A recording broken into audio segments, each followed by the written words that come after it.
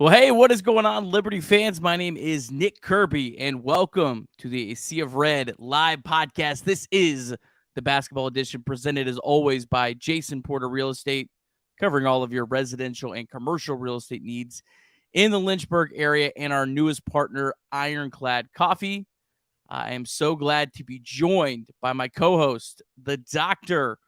Will Matthews. Will, Liberty playing some of their best basketball of the season. How much fun has this been? So exciting week. Our first show for this year, and we've had some exciting games.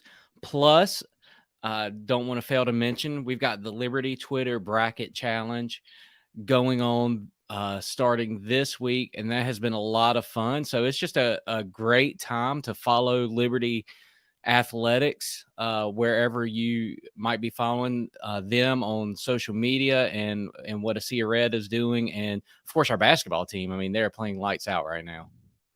Yeah, absolutely. And it's been a while since we've done a show, been about like, I don't know, 11 days or something like that. So, I got plenty to blabber about. So before we get started, if you are watching it on YouTube, please take 2 seconds, hit that like button. And while you're there, be sure to subscribe to the Isiah Red YouTube channel, uploading all kinds of press conferences, uploaded Isiah Warfield and Joseph Venzant from earlier today. We'll play a clip from that a little later on. And then a friendly reminder as well, the Sea of Red podcast is also available on Apple Podcasts, Spotify, and SoundCloud. Be sure to subscribe, leave a 5-star review on your favorite platform. We greatly appreciate that. It really helps us continue to bring you great content. Coming up on tonight's show, we have got Kyle Rowe joining us again, coming off a big performance against Bellarmine in front of a bunch of friends and family. So we'll be excited to ask him about that. And then, of course, Richie Longshots will be back, and we'll have your best college basketball bets. Before we get to that, let's talk about the two games real quick, Will. The first one that we had was Liberty over Bellarmine, 70-53. Darius McGee with 24 points. Really just had a incredible game. Made two of the most. What'd you think about those two shots that he hit? Man. Yeah, were those on Sports Center? At least that left-handed one. I'm not sure if it ever made it, but it should have. That was insane. Some of the plays that he was making. Yeah, that was wild. This was a really cool experience for me. Got to cover this game for Isiah Red on press row. I got to sit right next to Alan York and literally got to have like my own personal play-by-play of the game. And on the one Darius shot that he hit, Alan grabbed me while he was making the call. It was that insane. So that was just a awesome experience. Thanks to everyone from Liberty that came and said hi and hung out, and everyone at Bellarmine was very great as well. Very, very nice and friendly, but just a really cool experience. So yeah, really happy with that. And then our guy Kyle Rowe had a great game as well, 22 points. And Liberty now undefeated at Bellarmine. So that as well, very good. And then the other game of the week, the one we just saw on Monday night, Liberty 77-48 over Lipscomb. I did not see this game being this lopsided. Liberty just completely dominated the game, held Lipscomb to 0.75 points per possession. Will, I mean, the defense was just sensational in this game. Yeah, the defense really stood out, and it's really stood out over the last couple of games. Thought Shiloh had a really good game. That was good to see. And then, a little scare with Darius and also Colin Porter, but I think things are going to be okay there. But just the defense, just the intensity on the defense has turned up as the calendar has flipped over to conference play. Yeah, and we'll definitely get a lot more into it as we're digging into some of our statistics and stuff later. But the two things that have been the biggest bugaboo for Liberty earlier in the year was defense and turnovers. In the last 4 games, Liberty couldn't have been any better in both of those categories. So that was really, really great to see. And then Darius McGee, 51 of 95, shooting 54% from 3 over the last 9 games. That number is impressive for anyone, But when you factor in the degree of difficulty that he's shooting half of these shots, this isn't 54% on wide open threes. This is 54% on a lot of contested threes. Yeah. And he's like, soon as he gets over half court, they're on him. Like they're guarding him, at the half court line. I mean, like tight defense. So it's wild to see. Yeah, and at the Bellarmine game, you could just they were so keyed in on him and so just hounding him the entire game, and I think you're starting to see everyone else is elevating their play, and that's probably also helping Darius's his percentage go up. Seeing guys like Kyle and Brody Peebles really playing well of late is just it all flows as one as we hear so much from Coach McKay talk about. But that's enough of that. We've got Kyle and Jason here ready to join us. So let's get to them here in just a second.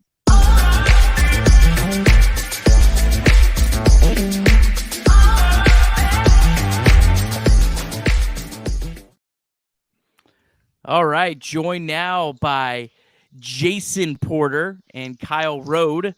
Fellas, what's going on tonight? Hey guys, haven't seen you since last year. There it is. Got that in. Well, Jason, I'll let you go ahead and get the first question. Get us rolling tonight here for Kyle.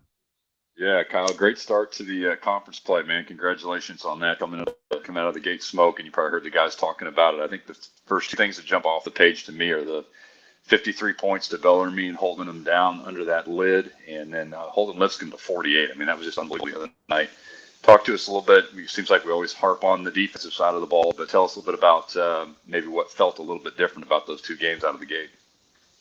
Yeah, no, that's kind of the foundation we're built on, right? Like Coach says it all the time. We want to be hard to play against on defense and hang our hat on that. And shots come and go like you see throughout the season, but we feel like we can be hard to play against on a night in, night out basis, especially in conference. You're gonna have to rely on your defense. So great job in these first two games, and still a lot of room for improvement, and just keep building on it.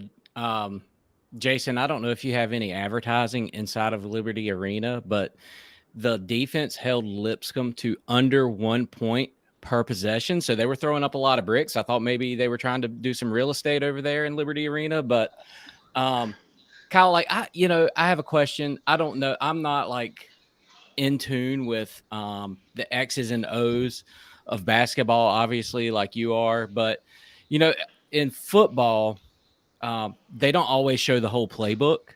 Like they save some for some big games and some important games. Is there anything to that I don't pull the curtain too far back, but like, is there anything defensively that you guys do that's like, in the in the out of conference season, we don't want to show that because we're going to save that for conference play? I don't think so, man. I think kind of our defense is just built on like simple principles, but we just try to execute them with really high excellence, and that's kind of like the standard.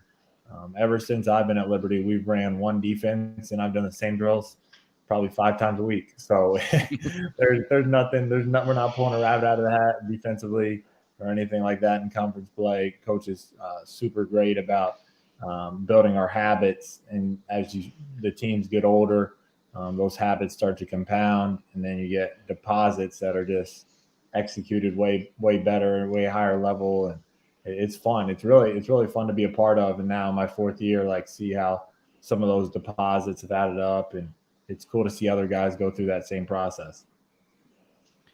Kyle, I got a 2-part question here for you. So you had a big crowd at Bellarmine, lots of friends and family. Colin Porter as well had a lot.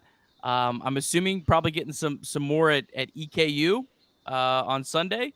What's it like getting to play in front of all the people you really care about, people that care about you? Yeah, no, it's awesome. It's just those people have supported you your whole life, and just to be able to go home a little bit and play in front of them, it makes you feel at home again. And Liberty has been an unbelievable spot, even though it's 6 hours away from home. But anytime you get to play in Kentucky, basketball is taken so seriously, and the crowds are always into the games, and it's a great atmosphere. of course, it's always good to play in front of friends and family too. And Cal, you had a really great game at Bellarmine, 9 of 10 inside the arc. It really felt to me, sitting there watching the game, that they were really trying to take the 3-ball away from you. Was that kind of open up the lane for you? You had a lot of floaters and shots in the lane. Is that kind of what you just taken what the defense gave you? Yeah, 100%. They do a really good job of containing gaps and taking away the three. And so if you can shot stop it and get the paint, floater was working pretty well that night, and then open up some other stuff for us. Darius attracts so much attention and was able to keep some handoffs and get to the paint early and try to create for our team. And yeah, exactly what you said, man. It's what the defense gives you, and it's different every night. Kyle, take us a little bit behind the scenes. I'm going to play up with what Will said just for a second, because you look down the bench. I know not everybody has the opportunity to be at the games like I do, being a local guy here, which is just a privilege. But you look down the bench, and there's 425 of you guys on the bench. I mean, it's crazy. There's less guys in uniform than there are in jackets and team gear. But anyway, from a coaching perspective, tell us a little bit about, what each of the coaches' roles are, especially as far as the scouting reports go, because obviously each of the coaches kind of have some different expertise and things like that. What are their roles, and how do they prep you guys and do such a great job on the scout? Yeah, I think one of the special things about like Coach McKay and his leadership is he really allows the people on our staff, the people in our program, to be trusted with their individual roles. And a lot of times he is so empowering and directive, and allows, like, even us players, like, we call it more collaboration than anything. So obviously our three assistants, Coach Johnston mainly handles offense, and Coach Pierre and Coach Jones really focus on the defense and make sure we're right. And we have so many people that I can mention. And I mean, Chelsea Mangino is probably the most important of them all. We call her Mama Chels for everything she does, organizing and just so many, goes down the line. And I think what's cool about our program is so many players that have been through it are on staff now too. When you look at Mayo, Cuff, Zach, Luke, all those guys, man, like, it's so special. And to Coach Hornet and Shrine, making sure our bodies are right mentally, physically, like, we have the best staff in the country, in my opinion. And it all starts with Coach McKay and how he's able to kind of collaborate us all together and really trust us. So that's a short answer to what could be an hour conversation. You gonna be on the staff next year? I like playing for right now. Put you on the spot. Hey, Kirby was talking a little bit about your game the other night, and just the amount of points that you scored, and the way you're getting inside. 2-part question here. Are we ever going to see Kyle Rode throw down an absolute nasty dunk? Or, is it just going to be layups forever? And, what did you think about the rainbow shot from Darius and the one-handed I don't even know what that was, but like what was the culture on the bench at that moment? No, so the part one, you're definitely going to see more layups and dunks for sure. Part two, Darius, I mean, I think there was 4 seconds on the shot clock or something, and the ball was inbounded to me. Play kind of broke down, and I was like, I saw Darius on the wing, like, well, he's probably got a better chance than I do at making this one. So I passed him the ball, and he kind of put him in a tough spot, and he did what he does on a nightly basis, and probably should have been the number one play on SportsCenter. I didn't even see if it was or not, but unbelievable, and he's so humble about it too, which is even cooler. So. Hey, Nick, something about that shot I was going to tell you, since you were there, you didn't see the TV version like Will and probably the rest of us did, but that shot, the ball literally went out of the frame and came back down. The arc on that was so high. It was nuts. It literally came out of the broadcast frame.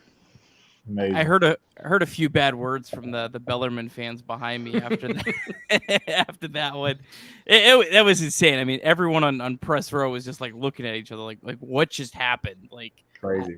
I couldn't believe he got the shot off. Like, that was the most crazy thing. Talk to us a little bit about Jacksonville State. You guys got a game in 22 hours. Jacksonville State, the team that won the ASUN regular season, off to a tough start. They are 0-2, but obviously a very dangerous team. Tell us what you're expecting tomorrow night. Yeah, 100%. They're a super tough team. Have a ton of talent. Coached really well. Like you said, won the league last year. So we've done a great job in our prep since the Lipscomb game, and just really taking it one game at a time, and super locked in and focused, and ready for a good challenge tomorrow night. Jason, you got any other questions? No, I was kind of curious about that too, Kyle. What do you guys, just a little bit deeper on that, what are you seeing on scout? What kind of strengths jump off the page to you initially with those guys tomorrow night? Yeah, 100%. I think they return. They have a good mix. They have a good mixture of returners. They have a good mixture of a couple guys they brought in, and just athletic, tough, really keep you on your toes and thinking the whole game. And I mean, they won the league last year, obviously, so they have a pretty good culture, and so you're going to be in for a tough one, especially really no matter who you play for the next 16 games. And it's crazy. We're only not even halfway done with the season yet, but super excited for them tomorrow night, and yeah, should be a good one. Well, you got any other ones? No, Kyle, I just appreciate you coming on every week, and sure, looking forward to just kind of just it's so much fun to watch you guys play defense, and then what you guys are doing offensively, not just Darius, but all of you guys, and just how you guys play. And so just really looking forward to the rest of the season, conference season with you guys. Yes, sir. Right, appreciate you guys having me, man. I got two more because we still got 2 minutes of our allotted time. My bad, Kirby. Kyle. I got two more. Let's do it. All right, so first one, curious about this, and bear with me here. So 5 straight games, you guys have had a steal percentage of over 10%. So 10% of your possessions, you've had a steal on defense. Last year, you guys only did that in 2 out of your 18 ASUN games. Is that something that's been maybe a bigger point of emphasis on defense, is deflections? And I know Darius is really has a high steal rate right now. The funny answer is no. But at the same time, like we got guys that have such good active hands, and it's almost natural for them. Like you mentioned, Darius and JV, Zay. We got a bunch of guys that just doing their role, having good ball pressure, just trying to be physical as well, and that can lead to some indecision, some tip passes. And it's really more of a team thing, actually. Like the funny thing about steals, more of our system is guys being in where they're supposed to be, and have an active hand. So it's a bonus when you get steals. Yeah, definitely something that's really stood out the last couple of games. And then lastly, I got to shout you out on this. You probably have no idea about this, but you just jumped into the top 100 in the country in assist rate. Is that something that you really pride yourself on, is helping your teammates out and dishing out assists? Yeah, did not know that stat, but that's an awesome stat. Yeah, I love creating for my guys, and our program makes it so easy to be unselfish, and just taking care of the balls is a very big staple for coach. So anytime you have more assists and turnovers, that's always a plus. And just trying to do it at a high level and really own my role that's a big part of it. So thanks for the stat. I really appreciate it. Yeah, absolutely. And we know you could really light up the scorebook if you really wanted to, but you're such a unselfish teammate, and that's what we love about you so much. Thanks a lot, Kyle, for joining us, taking some time out. Good luck tomorrow night and the rest of the season. Appreciate it, man. Thanks, you guys, for having me. Appreciate it. Absolutely. All right. Well, Jason, we all love taxes, but what should buyers take into regarding taxes as we get closer into tax season? Yeah, you said the T word, Nick. We lost our audience. We all love taxes. What? What kind of intro is that, Nick? It's about that time, right? I'll take full blame for that T up there. But taxes is really one of the important things when it comes to on the buying side, because your mortgage is based on 4 specific things. It's based on principal, interest, taxes and insurance, and the way that plays in on the buying side, something to keep in mind. I was talking to some first-time home buyers about this today. Is depending on where you are, I know we're not just a completely local entity here with our broadcast, thankfully, but in the Lynchburg area, like a lot of markets, you're going to have higher tax rates, whether you're in the city or in the county.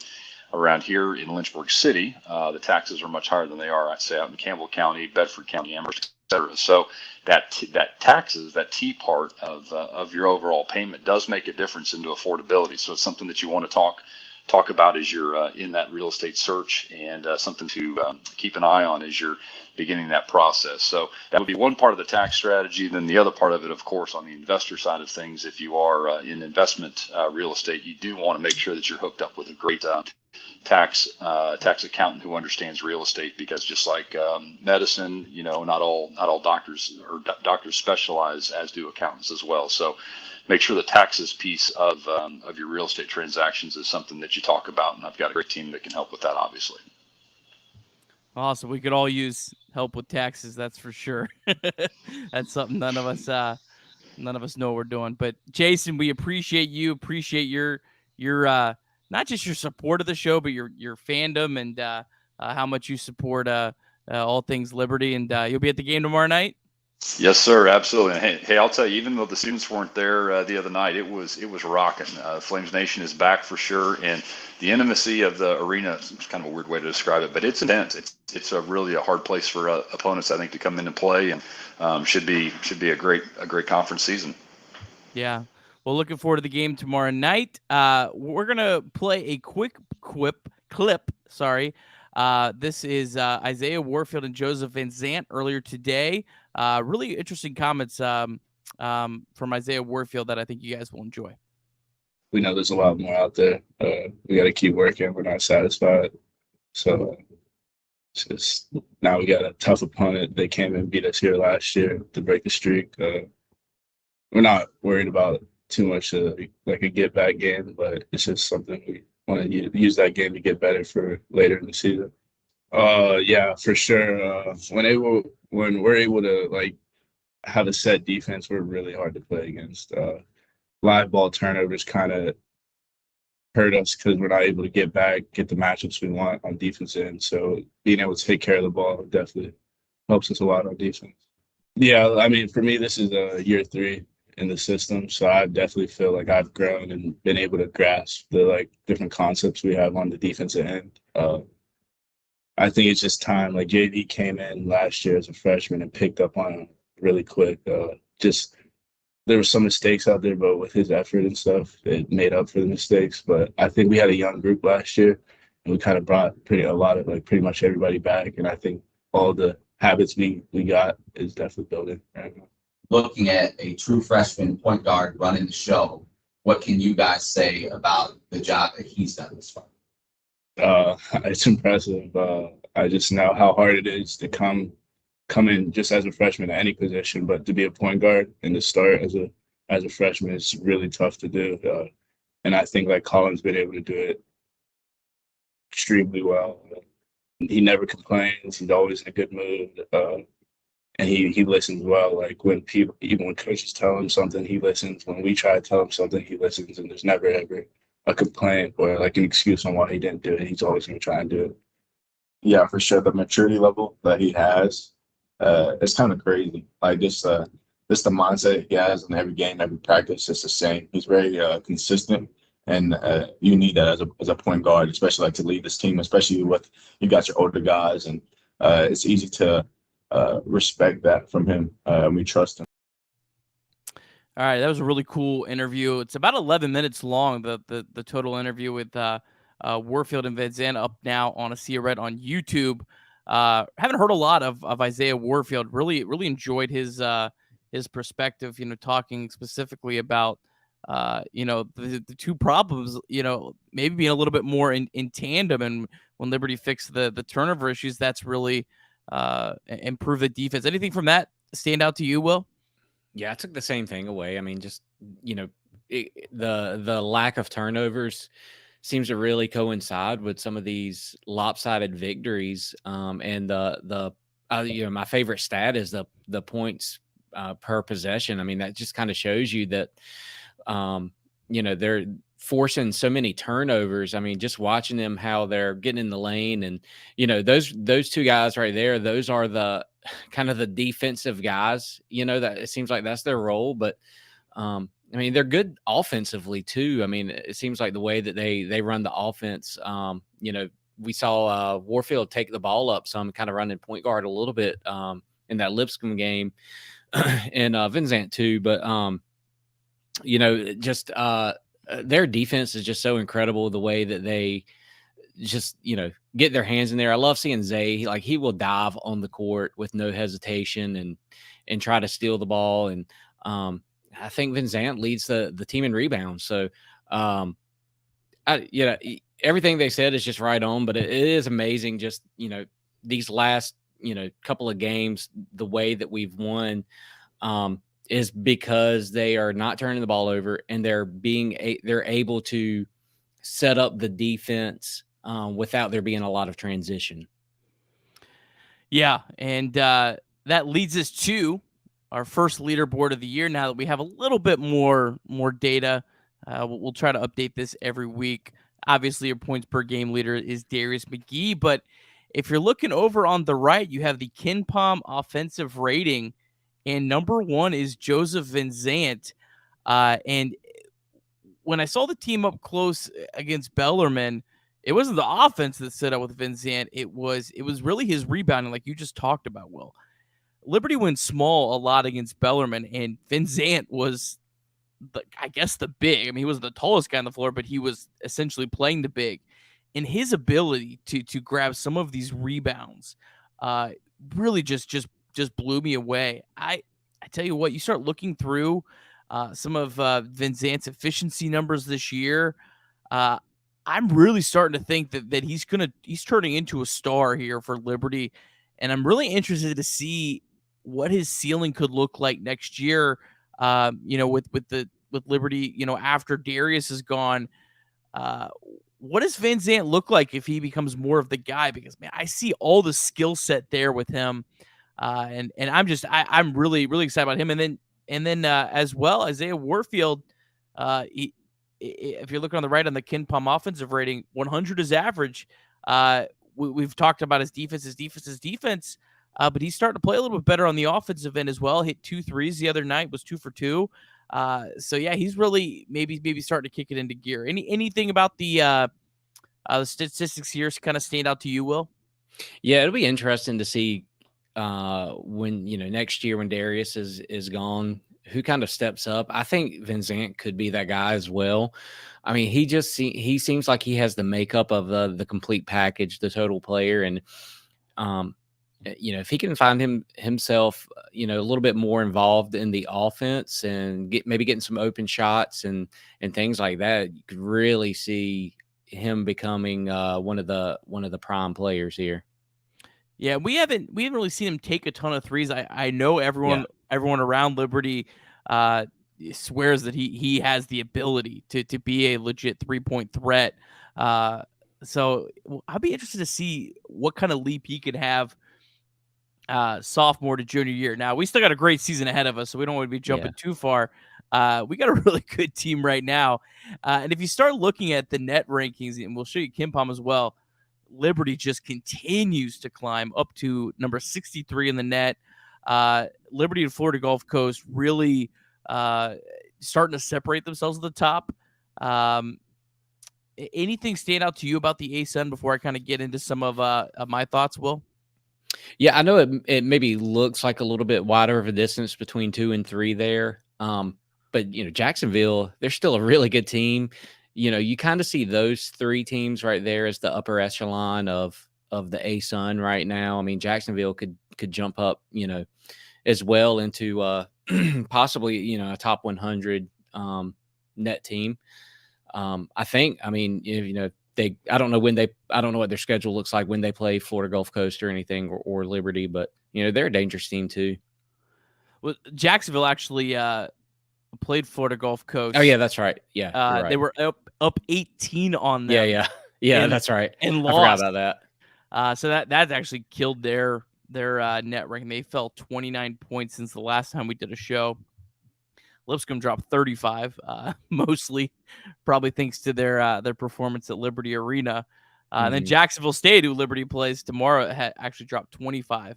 EKU's on the rise. They're up 28. We'll talk about them here in a minute. Austin Peay's up 22, and Liberty is up 15. Florida Gulf Coast, interesting start for them in ASUN play. Of course, that 18-point comeback win at home against Jacksonville. And then they were very lucky on Monday night to survive at Central Arkansas, the 14th ranked team in the ASUN. They had a 4-point play to tie the game with like 8 seconds left. They were down 4 points. So, like, they should have lost that game. They ended up winning in overtime. Kennesaw and Stetson have started 2-0. I think those top 6 are pretty solidified. I think when you kind of get like 7 through 14, I don't really think there's a whole lot of difference between those teams. I mean, I think they're all, some nights they're going to play decent, some nights they're going to be bad. I think that's probably what you're going to expect the rest of the way here. Is there anybody on here that, surprises you as far as your expectations preseason? I mean, I was surprised. Other than Florida Gulf Coast, I'm surprised Jacksonville State's at 12th. I mean, I knew they lost a lot of guys, but this was the team that won the conference last year, and they're 12th. Like Bellarmine doesn't really surprise me. I mean, I think what they did last year was great, but I mean, I think they were a little bit of fool's gold. They got hot at the right time. But Jacksonville State was a really good team all year, so I'm really surprised they're that low. Surprised Austin Peay's 13th as well. I thought they were going to be a little bit more competitive in this league. I believe they started 0-2 in conference play. I mean, Queens at 4th. I mean, I guess that's a pretty good surprise as well.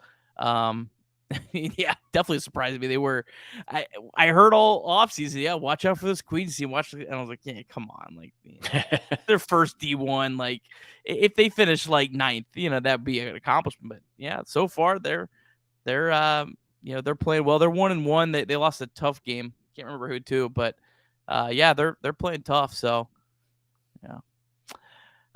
Let's take a look here at where Liberty stands in the net. Liberty, it kind of a weird situation here because they've jumped up in net 15 spots as the last time we did a show, but the quad system actually has kind of not gone in Liberty's favor as Northwestern and Southern Miss have fallen down to quad 2.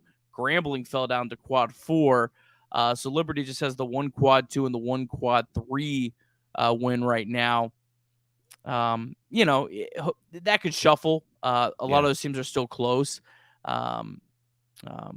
But yeah, just I guess kind of interesting to see that. But Bradley's a team that's been playing really, really well.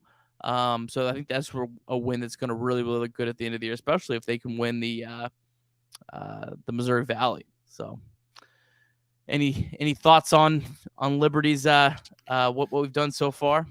Yeah, I mean, that's just something to keep an eye on as the season goes through. That see if Northwestern can get any big wins in the Big Ten. I mean, it's a tough conference, and Southern Miss as well. I mean, they seem like they have a really good team. So I know if they've shifted down to quad 2, but those are teams that could have some good wins on their calendar for their season. Yeah, absolutely. Southern Miss is going to play some pretty good teams in the Sun Belt. I know James Madison and Marshall are both top 100 Kenpom teams, so they'll get some quality games. Then Northwestern playing in the Big Ten. You have a good week and you could jump 30 spots in the net for sure. So, all right, well, we're going to take a quick break. A quick word about Ironclad Coffee. Then we'll come back. We'll look at the Kenpom rankings, some other nerd stuff before we get over to our guy, Richie Longshots. Virginia's best and most flames-friendly coffee comes from Ironclad Coffee Roasters. Ironclad roasts and serves up their beautiful beans at 2 cafes in Richmond, but you can enjoy their crafted roasted specialty beans from anywhere in the country by visiting www.ironcladcoffee.com. Place your order there and it'll be roasted to your order and shipped out directly to your doorstep. Whenever you find yourself in the Commonwealth, pay them a visit at their 2 cafes in the Richmond area. Ironclad's owners, the O'Rourke family, are proud Flames Club members and are pleased to sponsor these podcasts by Isiah Red. hop on over to their website at www.ironcladcoffee.com now to get Virginia's best specialty coffee headed your way. Man, how fly does Brody look with that beanie? He looks like he needs some Ironclad coffee. All right, here's the updated Kenpom rankings. This is where the disparity really is. Yeah. He's almost double everyone. Kenpom does not love Florida Gulf Coast as much as the net rankings do, but you kind of see the disparity there.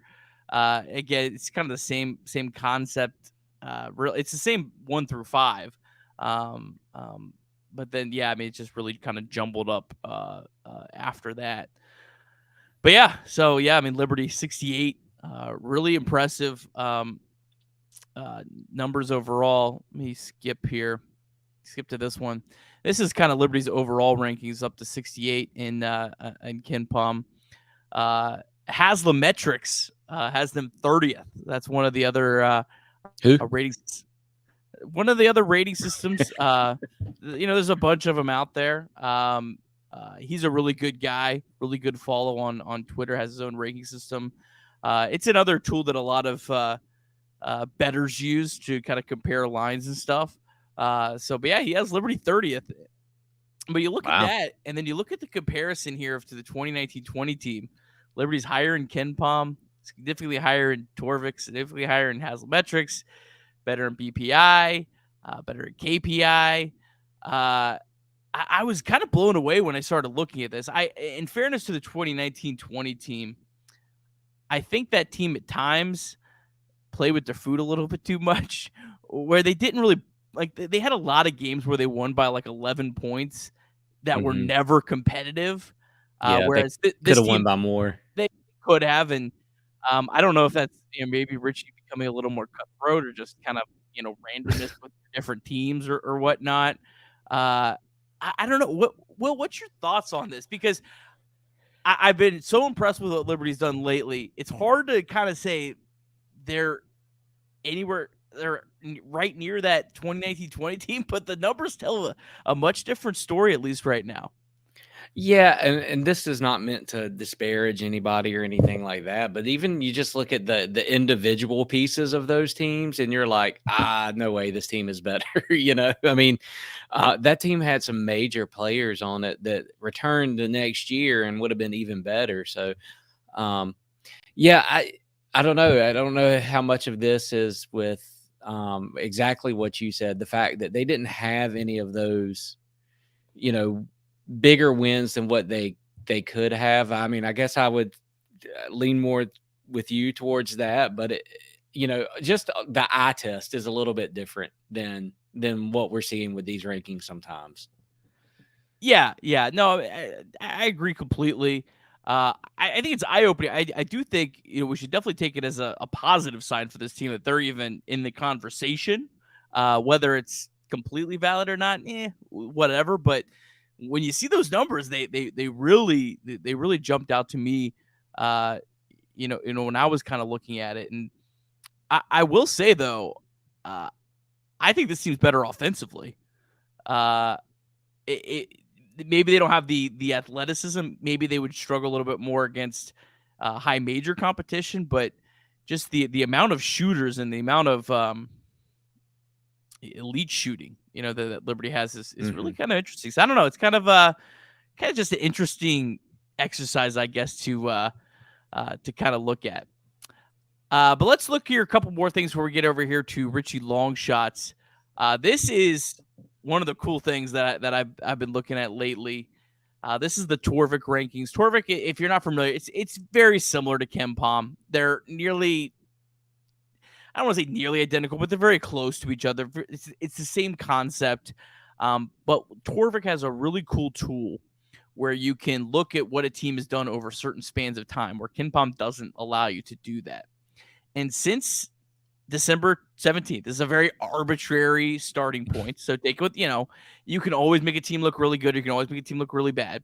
But since December 17th, during Liberty's win streak, Liberty's the 25th best team in the country, according to Torvik. Some really, really just wild pieces to that. Liberty is 4th best in the country over that span in turnover rate. So they had 20 turnovers against Oral Roberts, and then the games since they've been the 4th best team in the country in not turning the ball over. Which that's a raw stat. I mean, that's not a computer number. I mean, they've been Yeah. best. And then they've been top 50 in defensive efficiency. So man, I just, I've just been so impressed lately. I mean, I'm sure, it's going to swing back some. I don't think Liberty's the 25th best team in the country, but it's been exciting to see Liberty, like right, right, right with Alabama, Gonzaga, Auburn. Like, isn't that pretty cool to see, Will? It is, yeah. And, all the credit goes to Richie McKay and the staff because the turnovers was a problem. And then you take a snapshot of, a week before Christmas to where the team is now, and it's almost like a completely different team, almost going into like a completely different season and a trajectory and outlook for where this team could end up. And I know we're going to talk about this, but all these rankings, you start looking at like how good Liberty is and talk about, there's a chance of expanded March Madness tournament, and is that potential for a team like Liberty to maybe get an at-large bid if that's something that's going to happen? Oh, skipping ahead, are you, Will? We got a slide on that. Good question here from Chad. Got to consider the competition. How many ever games over that span were non-D1? So sites like Torvik and Kenpom and Net, they do not include non-D1 games. Those are only the D1 games. And this was Bryant, Grambling, Lipscomb, and Bellarmine. So I don't think Lipscomb and Bellarmine are necessarily great teams, but Grambling and Bryant are both solid teams. Both teams, those are the teams that we have to beat at the end of the day to as the tournament is now. Those are the teams that we have to beat to get in now. So yeah. So yeah, I mean, I think and this is all adjusted. So this isn't if you're ranked 25th in the country, that's basically think of it as your ranking is compared to if Gonzaga had played that same schedule. Like you performed that's Gonzaga's ahead of them, but basically they're saying if Liberty and Auburn played the same schedule, what Liberty did over those games, Liberty was better. So this is it's adjusted to all those types of things, which is kind of cool. So this isn't just, hey, they played really well against bad teams. No, they played really well as any other team would play, if I'm kind of makes sense. I might have completely butchered that, and if so, I apologize. No, that makes sense. Let's move on. Here, this is shot quality, something else I'm trying to introduce when I do my game threads. It's a really interesting tool that it's a little bit more in depth than a site like Kenpom, where it measures the quality of the shots that are being taken. So it's a lot less dependent on the actual result of the game and more dependent on what the team's doing to try to get good shots and things like that. The only reason I really bring this up today is if you're looking at the right, I know this is kind of hard to see, but there's a thing called record luck, which is essentially says, yeah, this team's gotten pretty lucky. They had some good shooting nights, or they had some bad shooting nights. They should have done better based on some of the shots they got, based on how they've shot overall. Liberty's kind of been a pretty much exactly what they've earned, minus 0.06. That's like as even as you could be. So I guess that's good or whatever that they're there. Interesting team is Florida Gulf Coast. That minus is a bad thing. They're saying they've been really, really lucky. And the team they're saying has been unlucky is Jacksonville State has been the most unlucky team. So, could that kind of swing back? Just kind of another interesting tool to look at. And then let's get into the upcoming schedule here. Of course, we talked about Jacksonville State tomorrow night. Will, any quick thoughts on that game? Yeah, I mean, we were talking about the expectations going into the season. Jacksonville State to me is just kind of always a hard team to peg, like, how good they're going to be. Feels like Jacksonville State has always relied heavily on transfers. So they could always be better than advertised, or, if they lose a lot of people, then not as good as advertised. So, I mean, I think the way that Liberty's playing right now, I think that 90% accuracy or 90% chance of win. I mean, I like those odds right there. I think it's going to be a big win. If you had told me coming into the year that Liberty would be 14-point favorites against Jacksonville State, I'd be like, I don't know about that. This will be a really nice game to come out and just beat the crap out of them. To be honest. And that would feel good. Yeah, and like Jason said, like, students will be back, so that'll be good for some little bit more motivation to get behind Liberty. Yeah, maybe you're getting Jacksonville State at the right time too. Yeah, that's a team that I could see. And that's a team that could get hot down the stretch too. So yeah. They're 0-2, lost to North Alabama, so at home so far. So, I mean, you hope that I feel very confident Liberty will win. I hope they win convincingly. That would feel good. This game on Sunday at EKU is kind of sneaky. EKU's a tougher matchup for Liberty. Because they play a fast tempo. They do force a decent amount of turnovers. So that'll maybe be a good test to kind of see, Bryant was that same type of team and Liberty handled them well. See if they can keep that consistency up. That's a sneaky tough game. I mean, the other 4 games, home against North Alabama and Central Arkansas, those are very good matchups for Liberty. So, the game against EKU, I think, is the biggest challenge coming up before you get into really the gauntlet of the schedule at Jacksonville, at North Florida versus Stetson versus Florida Gulf Coast. So this will be a really good chance for Liberty, hopefully, to start conference play, hopefully 6-0 and really kind of get into that stretch really feeling good and having a little bit of a cushion as we get down the stretch. Any other thoughts on the upcoming schedule, Will? Yeah, I don't like road games, especially against teams like Eastern Kentucky. But that stretch of 4 Florida schools right there in a row, that's always a little bit scary to look at. Well, if Kyle and Colin have the same following at EKU, which I would assume they would, it's right in the middle of the state. Then Liberty will probably have as many fans there on Sunday. So that's good to see. All right, and then the last thing before we get to our guy Richie Longshots, Will had mentioned it. Yeah, the NCAA talking about possibly 90 teams. I think this is maybe a little bit more people panicking than a reality right now from kind of what I'm reading. It could happen. It could not. Sounds like it's kind of, anyone's guess at this point. Mm-hmm. I don't know. I hate messing up like such a great thing. Like the tournament's just perfect. It was perfect at 64. I don't know why we messed with it to begin with. 68 was fine. Like the playing games were fine. They didn't really mess anything up, but I hate that. But Richie McKay's all for it. He said before the season that he supported it. I guess the fear is, that you just start getting in like 16 and 15 Syracuse. But if this gets teams in like Liberty, I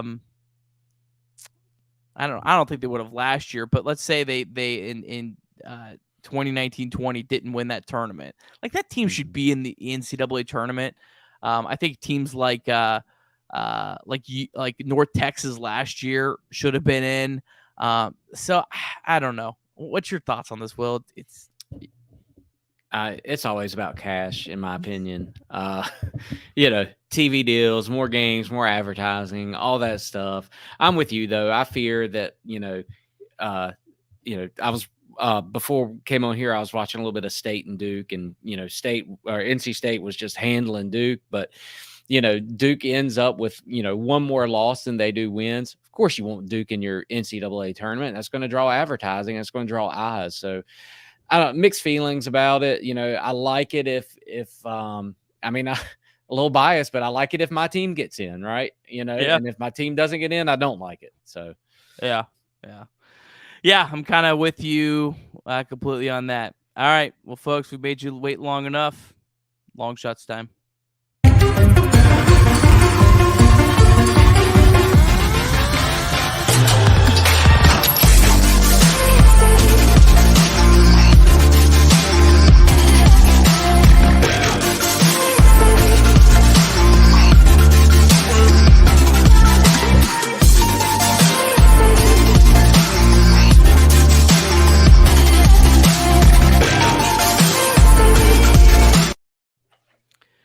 Richie Longshots. It's been a while. It's been way too long. Way too long. We've stayed in contact, though. We've stayed in contact. Important to note. We have. I think I've texted you more than my wife. Ed, you get legal sports betting in Ohio. I'm glad that I'm the first person you reach out to. It's been good so far. The crash is gonna be brutal. Yeah. But it's been a good start and a lot of very, very fortunate good plays. So just wait until baseball season. It's when it all comes crashing down. I can't. I cannot bet on baseball. It's on a daily basis. I know people that do. Pitch by pitch. It's just like, oh no, not for me. I think I'm gonna try to cut myself off in baseball. Maybe just do a little NBA playoff betting, and then maybe bet on baseball back again in the playoffs. I think that's probably the home run derby's fun to bet. All-star game. You're going to a Reds game. You're like, all right, let me just bet the over. Or is Joey Votto not on the Reds anymore? He's still owed $32 million, bud. You could go bet, him to hit a home run, fun stuff like that. But no, the daily grind is not made for baseball. One of my college basketball, though, yes. Yes, the grind is always there for college basketball. The most fun sport to bet on, in my humble opinion. The great thing is when you bet on a college basketball game, especially if you're betting the spread, like 90% of the time, your bet's still going to be in play at the end. You don't get that in other sports, like football or even some baseball lines. Like you can have a football game. Yep, your bet's over in the first quarter. Basketball. Right away, team takes the opening kick, pick six. You're down 14-0. Like it takes something to come back from. But I mean, obviously the scoring's different. But a 10-0 run in basketball, a 14-0 run. I mean, look what we saw earlier in the year with Liberty, Missouri. I mean, that's possible in any game at any time. Where it's just it really can be a game of runs. I had College of Charleston minus 11.5, and College of Charleston's up 20 points, and with like a minute left, and they win by 13. Like, I won, but man, it really got dicey there at the end. And it's the one where walk-ons playing hero ball will just ruin your day, and or save your day, or save your day. That's when the walk-ons come in at home. And their fans are going crazy for them. They're shooting every shot. But when those walk-ons come on and they're away, and that coach is like, don't you shoot the ball. You're like, all right, we're going to be safe. But when those home walk-ons come out and people are cheering their name, the players on the bench that start are going crazy for them. It is just, you're just holding your breath because you're like, this is where I lose. And it has happened before. Yeah, and we'll have a few more of those here the rest of the way. All right, let's get into our picks of the week. We'll update you real quick on the standings. Richie Longshots still leading the way, 37, 27, and 2. I had a good final week. It was a while ago, 7-5 to get to 32 and 33. Hoping this is the week I get back over 500. And then our guys, Chad and John, both 29, 36, and 2. Leading the rear for us. So they're trying. Hey, Chad did go 7-5, so we got to give him some props. John was hot. Starting to climb out. Still a long season. We still got a lot of weeks left. Just wait till I make you guys pick every single conference tournament game. We'll do a daily one. That's going to be the best. I'm not going to keep up with those graphics. But all right, well, let's get into it. Purdue at Ohio State. I am the lone guy on the Boilermakers. Am I a nut job? What did Purdue in their last game? I'm looking through my notes. I can't find anything. What happened with Purdue in their last? I think they lost to. Did they lose to NJIT? No, it wasn't Seton Hall. It wasn't Ryder. It was Rutgers. It was Rutgers. They lost to Rutgers. Oh. And I'm banking on people overselling a tough loss in a tough place to play. No one wants to go play at Rutgers, right? That game was at Purdue. Oh, was it really? It was at Purdue. They lost. Yeah, the game was at Purdue. Yeah, the kids were off. The kids were off. It was. I get it, and I mean Purdue was ranked number 1, but the teams before they played Rutgers, they played Florida Atlantic, they played UNO, University of Northern Oregon. Don't know. Don't care. And they played Davidson. They're 4-10 this year against the spread. Like, I looked up ESPN's like FPI rankings. Ohio State chance they're favored to win the game, and the spread right now is Ohio State -1.5. So I will take that we're in the ballpark. I don't buy Purdue as a covering spread team. They got the tall guy that's been there for, I don't know, it seems like forever. Probably only 2 years, but it feels like he's been there forever. Hey, Purdue is number 1 in the country in shot quality. Ohio State 28th. I think people personally, I think people are selling too early on Purdue after a bad game. You're going to see a lot of bad games. Trust me, that 2019-20 team lost to a terrible Stetson team. It happens. Yeah. It happens. All right, moving on. Queens at Bellarmine. We had a nice split here. I saw Bellarmine, and I have no idea how you picked them to beat our beloved Queens. Sell me. Because the clock is going to strike midnight. They are going to realize that they are not. We've been saying that all year. Eventually, it's going to strike midnight. I'm in different time zones now. I'm like, all right, just keep moving west. It's eventually going to be midnight.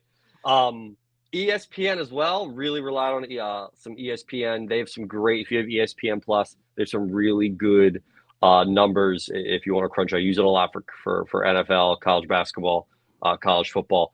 They give Bellarmine a 74% chance to win this game. I saw that and I went, all right.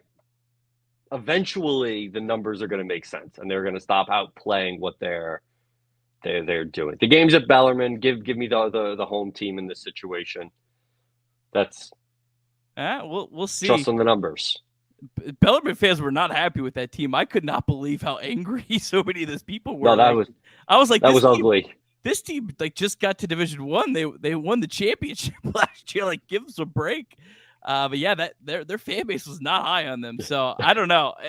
It was just the vibe that I got. But I was like, I am fading Bellarmine any chance I get after that. All right, we are all on Liberty -14.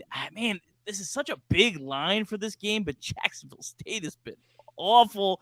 Liberty's been a wagon lately with 4 straight spreads and covered by a lot. Easily. You even just said what Jacksonville State is one of the luckiest teams. I heard some stat. No. The unluckiest team. One of the unluckiest. So that's what gave me a little bit of caution. That's what worries me. But I don't care. The way Liberty playing at home, I couldn't go against it. Yeah. Agreed. All right. I put this on here because I want to just give this game some more attention. Yep. This is an awesome mid-major game. I hope guys like Rothstein are pumping this out tomorrow. UAB at Florida Atlantic, 2 great mid-major teams. If the tournament expands to 90, these are 2 teams who need to be in it no matter what they do. This is what should be about the 90. I went with Florida Atlantic. Man, they have had some impressive wins. I love UAB as well. Love both these teams. I just went with Florida Atlantic. Just at home, I think they can eke out that 5. You think the 5's too big? Jelly Walker. How do you go against Jelly Walker? You tell me I'm going to get points and I'm going to get Jelly Walker? Done. Easy. Yeah. Jelly Walker. If you don't know Jelly Walker, look up Jelly Walker. Yeah. UAB 52 in Kenpom, Florida Atlantic 39. Yeah, man, I just it was close. I went back and forth on this a lot. Kenpom says this is the 4th best game of the entire night tomorrow on a pretty good slate. So, yeah. We'll all be watching Liberty, but if you got a second screen, put this game on. This is an awesome game. Watch the highlights later. Support mid-major basketball. We love it. And if you don't have a second screen in 2022, 2023, got to get it figured out. Yeah. This is the time of year where if you're a hockey fan, you got to be able to watch multiple games. You can't watch one game at a time. Channel surfing, not happening. Figure it out. Yeah. All right. Game probably a little bit more about the names than the actual quality at this point. But Kentucky at Alabama, our guy Chad is riding the Wildcats. I think Alabama's just so much better, at least at this point in the year. Kentucky's going to have to play a great game to cover a 5-point spread. That's what I was going with. Yeah, I mean, I watched UK play LSU. Was it Monday night? Tuesday night? Monday night. It was last night. Earlier. Was it last night? Yeah, it was last night. That's a quick turnaround from them. They had that win at home against LSU, and then they beat Louisville by 3. With a rivalry game, they should be able to crush Louisville. And then they beat – I can't read my handwriting. They beat someone who wasn't very good. Bama, other than their loss to Gonzaga, they've been rolling lately. So I think Bama at home is a great spot. I love that number is 5. And I'm not gambling all January, physical money. I'm not doing anything that would get me reps in 2011 for all of January. And so I would, if I were, I would bet this game. But so you'd be proud of me, Doc. I'm 4 days in. Make sure you keep that hair high and tight. Well, let's not get carried away. Is gambling legal at Liberty? Is that it? I don't know. I hope so. I mean, I did it. I remember we had an offshore book for when we beat Ball State, I think in 2010. And I woke up the next morning and my roommate spent it all on online blackjack. Like, that is on the up and up. Dealer's getting like 5-card 21s with 3 aces, and he's sitting there with 2 kings. Like, he never stood a chance. All the money was gone. So if it was illegal, I broke that rule too. But no, all January. Horses don't count, though. That's important to note. Ponies don't count. It's not a team sport. Not a team sport. And you're betting against other people, pari-mutuel. Yeah, makes sense. Horse racing was legal in Ohio pre January 1st. So, yeah, I see the logic.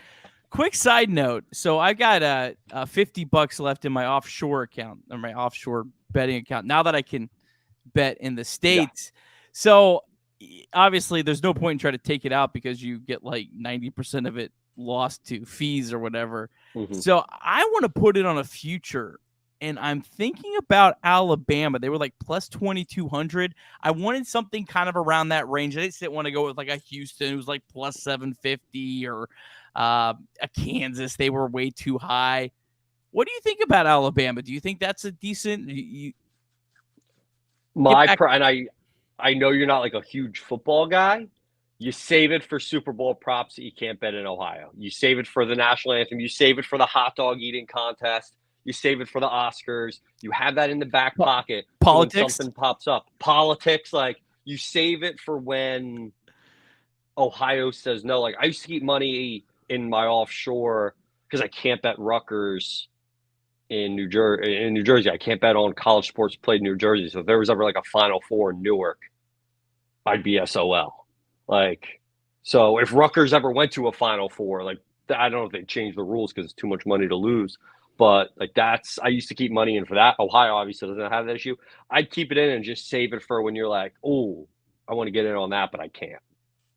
Or maybe if Liberty makes the NCAA tournament, I'll put it all on something with like a plus 250. Say, hey, if we win, making that flight get to weird California. With it. Yeah, get weird. All right, we're off the rails. All right, Creighton at UConn. Me and John went with Creighton plus 11. UConn's really, really good. One of the best teams in the country. It's a lot of points, and Creighton's been playing a lot better lately. They've kind of looked like that top 10 or top 15 they were at the beginning of the season. I think it's a lot of points. That's why I went with Creighton, but I went back and forth on this one. It was a tough one, like you said, too many points. If it were single digits, I'd be all over UConn. I still obviously like UConn. UConn's 7-3 against the spread at home this year. Creighton 5-5 on the road, still respectable on the road, but I just like UConn a lot this year. They're coming off of a loss. I think that's a good spot. I love a team coming off a loss, ready to right that wrong, especially being at home coming off of a loss. So I love this game. I think it's gonna be a fun game, similar to that Kentucky-Alabama game. A lot of great games on Saturday between all the college basketball games, some NFL games. Saturday is going to be a really fun day of just wall-to-wall sports. A lot of soccer on too, if anyone. There's FA Cup all day long, ESPN Plus. Like, it's just going to be a wild day of sports. We're going to have 3 or 4 TVs in the living room, and it's going to be a good day. All right, love it. Lipscomb at Jacksonville. Longshots ride the Bison after you just witnessed them get dismantled. I want to take Jacksonville and like add some extra points on this. I want like Jacksonville -10. You're gonna love my logic. They have played the last 5 games. They have alternated who's covered the spread. They've gone back and forth. Do you know who covered the last time they played? Jacksonville. Give me Lipscomb. All right. Play back and forth. Sometimes you gotta play the hunch. I can't argue. You're 10 games over 500, so you're doing something right.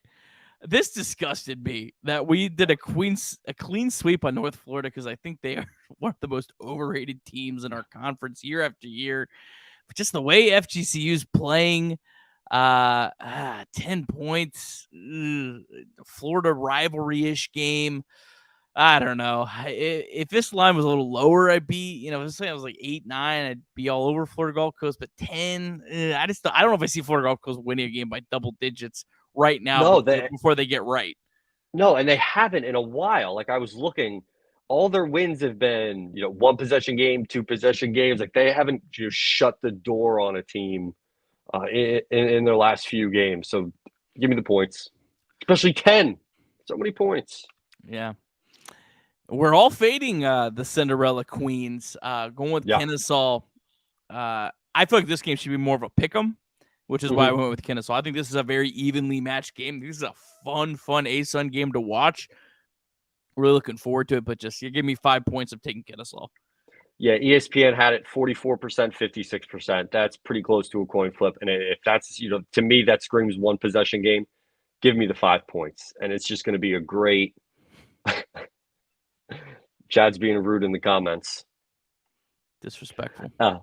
And just a great, like all the ASUN games Saturday are like a 5 p.m., right? I think the first one's like 4 or 5 o'clock.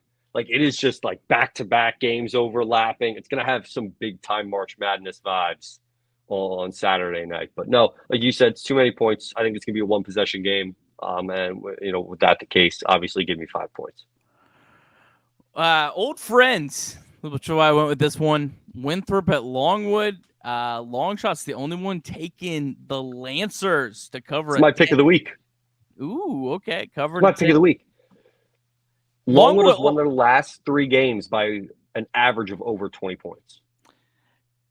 And I know Winthrop is all in name because they're not very good this year. 10 points. Winthrop, their point differential this year, on average, -2. Longwood, 11. So right there is 13 points. Winthrop, 1-6 against the spread away this year. Longwood, 4-1. They are rolling teams right now, like to the point where I'm getting 14, 15 seed in March. Ooh, like let them catch a bad team. Like just wait, they're coming. Wow. All right, you're really high on the Lancers. Yeah, they're playing well. I don't know. Yeah. I don't know, man. They got demolished by George Mason and Wichita. I don't know. Yeah, those aren't Big South teams, though. Yeah. And once you get hot and you got momentum and you think you can beat anyone, anything can happen. All right. Hey, I have a fun story I'll share with you guys off air about going to a Liberty game at Longwood. I think I know this one, but I definitely want to hear this one again. All right, and then our last one, we talked about how EKU is dangerous. I went back and forth on this. I think this is a game like it was last year when Liberty played at EKU. I think this is a game that EKU kind of keeps it close the whole game, but Liberty just finds a way to get it up to double digits at the end. That's how I see this playing out. It's a lot of points on the road. I would imagine it's probably like right at what the line would be.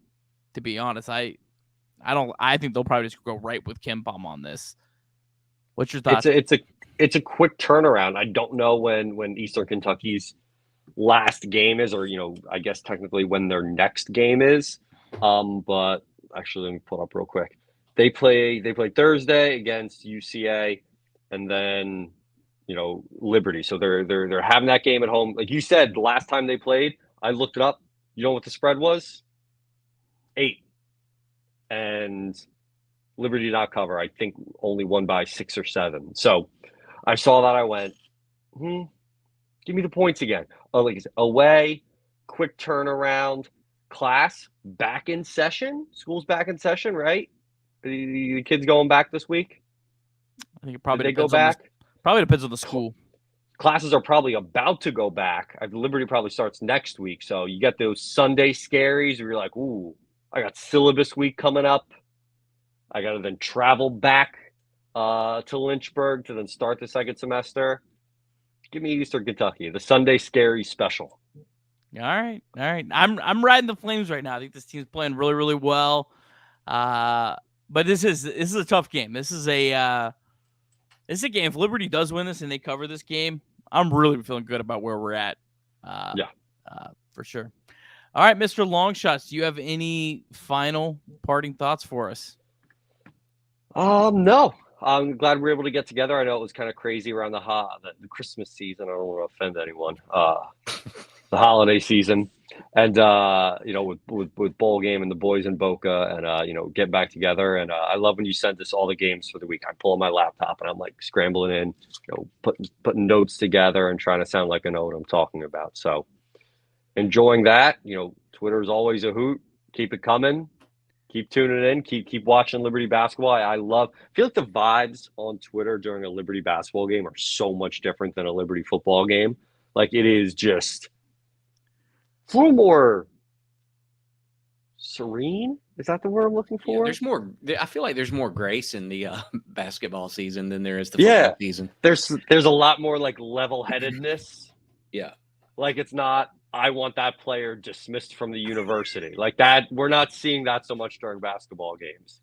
Like grace, I think it's a great word. Like there's a lot of grace for, especially, with the freshmen out there. Like it's kind of all right, they're going to be okay. A lot of it's good. It's good. So I enjoy the vibes on Twitter during the game. So enjoy that. And I'm looking forward to this weekend slate. Yeah, absolutely. Well, thanks, Richie, as always, for coming on. Have a great week. Got it. We'll see you guys. See you. All right. All right. Well, that was our guy, Richie Longshots. Fun as always. Doctor, you still alive? I wish I had some Ironclad coffee. I'm going to have to make a special order so that I can stay. But I feel like I'm in a master's seminar learning from you guys about all these picks. And we have no idea what we're talking about, but it's fun. It's fun nonetheless.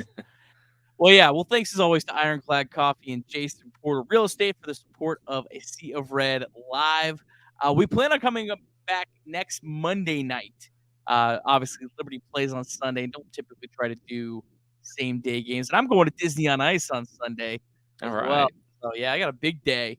But yeah, so we're hoping to come back on Monday next week, and then after that, we're hoping mostly to be on Sundays through the rest of the season. A couple weeks will be a little different, but mostly Sundays. So plan your Sunday nights accordingly. You're not going to have Sunday night football for much longer. So yeah, come spend it with us. As always, make sure you are subscribed to A Sea of Red on YouTube, Spotify, Apple Podcast, and SoundCloud. So you can always get your latest and greatest Flames content. For Richie Longshots, for Kyle Rode, for Will Matthews, have a great night, everyone. Go Flames.